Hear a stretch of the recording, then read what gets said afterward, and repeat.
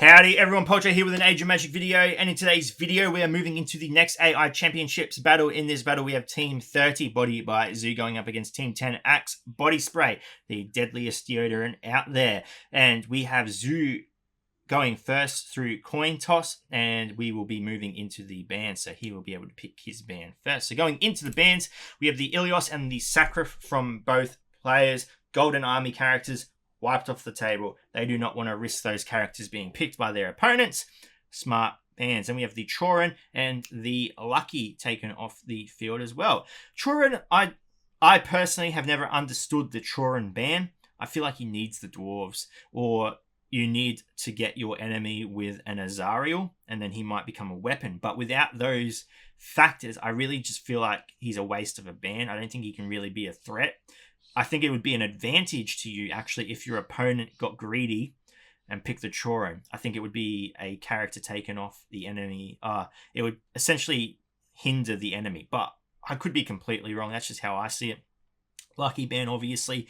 You do not want your opponent picking a Lucky. I feel like them having a Lucky is pretty much GG for you. I don't feel like you can get past the Lucky.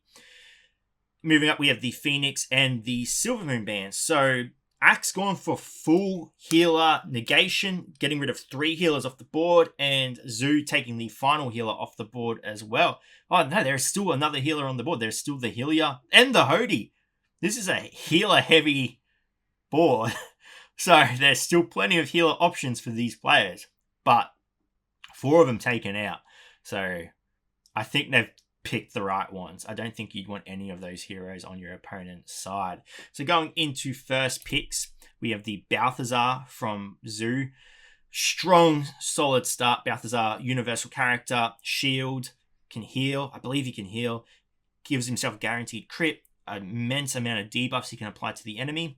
And Axe going with the double Rarachni Hylia into the Riser. Hylia, I believe, gives extra health to bugs, so could help a little bit. I think it's 15-20% maybe. It's still, in an AI championship match, it could make the difference. So I see his theme. I reckon it could work. Moving into the next picks, we have the Sandariel and the Drake. Sandariel going to act as a leader, I believe. AoE, single target, pretty decent. Drake, interesting pick. If he can secure another Dark Elf, it's not even really going to help. Drake can do a lot of damage, though. Drake is a solid tank. He works best with Dark Elves, well, with an Azariel, but he is a decent tank. Then we're going into Axe's picks, the Pride and the Arrogant Shadow. Pride, decent damage dealer, and can taunt as well. If I had to pick between the Pride and the Drake, I think Drake would be better. However, Drake doesn't have a taunt. That's the laydown here. You're not taunting, whereas Pride can taunt. So that's going to help Axe. And then the Arrogant Shadow, accuracy decrease, anti-healing. Pretty decent damage. So I think Axe's Shadow really going to do some work. Moving into the next picks, we have the Lael and the Hoti. So he's secured a healer, Zhu has. And the Lael with the Drake, I don't feel like they work together. There's no benefit with them being with each other. Drake can protect her, but I'm pretty sure she can hide either way. I don't think she needs a Drake to protect her. And then we have the Torak from Axe. Torak, I think, just the younger brother of Jag, the less effective version of Jag. And I feel like he wasted an opportunity to pick Tahit. He has Tahit on the field. Why not run the bug theme? Get that extra HP on the Tahit, and you might be able to get some damage out there. But Jag can do some damage as well. Going into the subs, we have the Full Metal from Zhu. He's an alright tank. God bless you if you understand how the goblins work.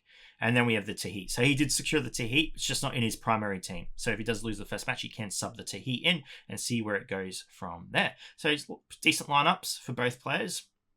I'm a bit worried about the Balthazar and what that could do. I think that is a strong character to have left on the field. But who knows? We've seen crazy things happen before. So let's jump into the arena, see which team is best, and move on from there. Jumping into battle, and Zhu going up against Axe with a Balthazar. Balthazar pretty strong. He's going to need to be eliminated before he can rack up his stacks. Pride coming out with... No, he doesn't have his taunt yet. Oh, no. Never mind. He does. Pride is going to be focused. Hillier giving Riser a little bit of extra HP. A lot of damage coming out on the Drake with the anti-heal. There's not going to be much done to save that Drake.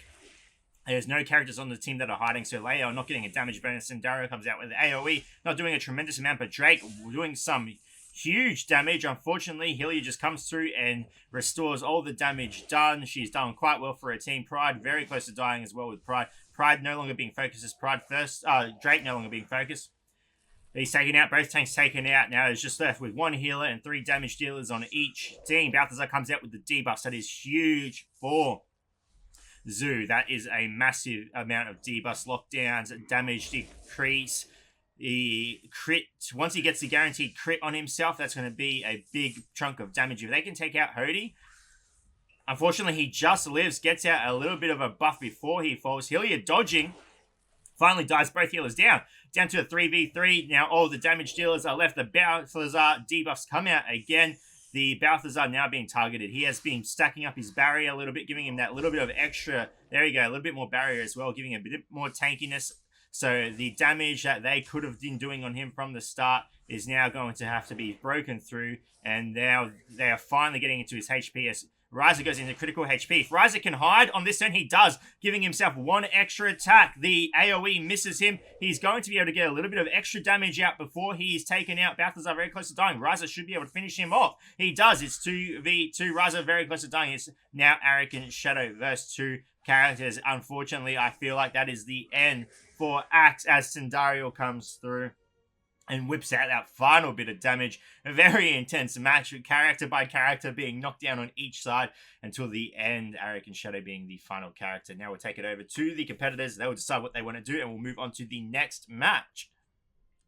Moving into the next round, and both players have subbed in a hero. I think Body is the first player to ever use a sub-hero while winning the first match. So he's subbed in his Goon, and Axe has subbed in his Tahit. I think that's a good switch because he's got the Helio who have a bit more health on the field. But I feel like he subbed in over Arrogant Shadow. Might have been the wrong choice, or maybe not, as Goon falls quite rapidly in battle. And now it is a 5v4 situation. A lot of damage coming out on the Drake now as Helio comes out with the heal. If they can take out the Pride, they might be in a pretty good spot. The debuffs from Balthazar will come out shortly. It's now a 4v4 situation. Out come the debuffs. That's pretty big for Body's team. That Balthazar does work. The fact that he's not being aimed and is able to free cast in the back is a big deal, especially when he gets his guaranteed crit. So the Drake is now pretty low on HP. A bit of damage coming out on the Balthazar, but it's not even breaking through his shield yet. As the Helio falls into critical HP, and she's taken out. It's now a 3v4 situation, as now the damage is going to be split onto whoever Axe's team, whoever Body's team decides is worthy of the damage. And it seems like it's going on the rise as the debuffs come out again. And that is going to be a big advantage for Body, as the Balthazar again is going to start racking up his damage, and he gets a full heal from his damage. Balthazar, an absolute weapon in the back there, not being able to be contended by anything. He's got his guaranteed crit on his next ability. He should be able to take out whoever he strikes, or not entirely. The Sindario comes through and finishes it off. And the second point goes to Axe, a much more intense second. No, the second point goes to Body. Sorry, Body taking 2 points, but the second match being quite more intense than the first, I believe. Tremendous effort on both players' part, but we'll go over and have a look at the leaderboard as it stands. And there we have it. Body by Zhu moving forward. Axe Body Spray unfortunately eliminated from the competition, but both competitors put in amazing effort, and it was anyone's game really. It was just whoever got the better characters, and unfortunately Axe just missed out. They both did well though. It was a very, very good match. And Body by Zhu, congratulations, you're moving on. You'll be fighting Jellyfish Joy in the quarterfinals. We have 8 players left. We are thinning out quite quickly now, and from here it will be quite a quick process to the end. Anyway, ladies and gentlemen, thank you so much for watching. If you have any questions, feel free to leave a comment below. I will answer it to the best of my ability. And wherever you are in the world, until next time, please take care of yourself.